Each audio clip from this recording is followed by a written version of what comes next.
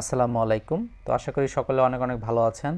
তো আজকে আমরা এই ভিডিওতে মূলত যে বিষয়টা নিয়ে কথা বলবো সেটা হচ্ছে 19তম শিক্ষক নিবন্ধন পরীক্ষায় কি ধরনের পরিবর্তন আসতে পারে এই পরিবর্তিত পরিস্থিতিতে, এবং এ সংক্রান্ত কিন্তু কয়েকটা মিটিংও এনটিআরসিতে অনুষ্ঠিত হয়েছে। তো সেই মিটিংয়ের বিষয়বস্তু কী ছিল আমাদের এই ভিডিওতে এই বিষয়টা নিয়ে কথাবার্তা বলবো। তো প্রথমে আসি যে আপনারা জানেন যে বিগত শিক্ষক নিবন্ধন পরীক্ষার যে প্রসিডিউর সেখানে কি ছিল, যেখানে ছিল হচ্ছে আপনি প্রিলিমিনারিতে অংশগ্রহণ করলেন, প্রিলিমিনারিতে পাশ করার পর লিখিততে অংশগ্রহণ করলেন এবং লিখিততে পাশ করার পর ভাইভাতে অংশগ্রহণ করলেন, এবং ভাইভা এবং লিখিতর ফল যদি ভাইভাতে পাশ করেন তো লিখিত এবং ভাইভা মিলে যে কোম্পানি একটা রেজাল্ট দিত, যাতে মেধা তালিকায় আপনাকে অংশগ্রহণ করার সুযোগ দিত, এবং অংশগ্রহণ করলে বা পাশ করলে কিন্তু আপনার চাকরি হওয়ার যে নিশ্চয়তা এটা কিন্তু থাকতো না। তো নিশ্চয়তা কখন থাকতো? যখন আপনি লিখিত বা ভাইভাতে ভালো একটা মার্কস ওখান থেকে উঠাতে পারতেন। কিন্তু অনেকেরই দেখা যায় যে পাশ করার পরে আসলে চাকরি হয় না, যখন গণবিজ্ঞপ্তি দেয়।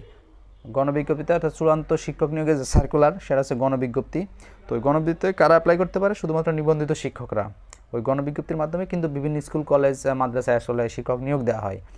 তবে আপনার লিখিত এবং ভাই অর্থাৎ পাস যদি থাকে তখনই আপনি জাতীয় মেধা তালিকায় থাকবেন, এবং পরবর্তীতে গণবিজ্ঞপ্তি দিলে আপনারা অ্যাপ্লাই করতে পারবেন, পরবর্তী শিক্ষক হবেন। কিন্তু এখানে সমস্যাটা হয় কি, যারা বেশি নম্বর থাকে তারা আসলে গণবিজ্ঞপ্তিতে প্রথম ধাপে কিন্তু চাকরি হয়ে যায় তাদের, অর্থাৎ ভালো নাম্বার যারা পায় লিখিততে। কিন্তু যারা সাপোজ যাদের নম্বর কম থাকে কিন্তু তারা পাস, কিন্তু তাদের আসলে সঠিকভাবে চাকরি দেওয়া সম্ভব হয় না সঠিক সময়ে। তো দেরি হয় বা অনেকের হয় না, বয়স শেষ হয়ে যায় এরকম।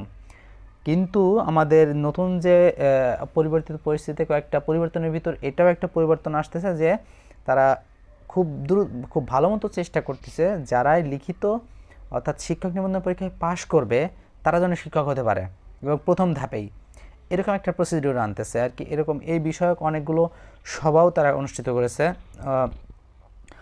অনেকগুলো সভা অনুষ্ঠিত হয়েছে এই বিষয় সংক্রান্ত, যে কিভাবে আমাদের যে যারা পাশ করে তারাই যেন শিক্ষক হতে পারে খুব দ্রুত সময়ে। সেক্ষেত্রে তারা কী করতে পারে? শূন্য পদের সংখ্যা দিতে পারে, এবং সেই সংখ্যক স্টুডেন্টই পাশ করাইতে পারে। এরকমটা দেখো, লিখিততে বাদ দিতে পারে, ভাইভাতে গিয়ে বাদ দিয়ে অ্যাভারেজ যতগুলো সিট ফাঁকা ততগুলো রাখতে পারে।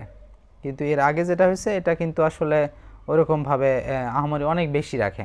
বিষয়টা এখানে সমস্যা হয়। সে কারণে আপনাদের মাথায় রাখতে হবে যে লিখিত পরীক্ষায় কিন্তু আপনাদের ভালো করাই লাগবে, ম্যান্ডেটরি। এবং ভাইভা তো অ্যাপ্রক্সিমেটলি সবাই দিয়ে দেয় নম্বর, মোটামুটি ভালো একটা নম্বর দিয়ে দেয়। তো সেক্ষেত্রে আপনাকে কিন্তু ভালো করাই লাগবে লিখিত পরীক্ষায়। সেভাবে আপনারা প্রস্তুতি নেবেন, আশা করি ভালো কিছু হবে। ধন্যবাদ সকলকে, ভালো থাকবেন, সুস্থ থাকবেন। আল্লাহর রহমতে সকলের জন্য দোয়া থাকলো, আমার জন্য দোয়া করবেন, এবং যদি চ্যানেলে নতুন হয়ে থাকেন তাহলে অবশ্যই চ্যানেলটি সাবস্ক্রাইব করবেন। ধন্যবাদ সকলকে আবারও। আসসালামু আলাইকুম। পরবর্তী ভিডিও দেখা হচ্ছে। আল্লাহ হাফেজ।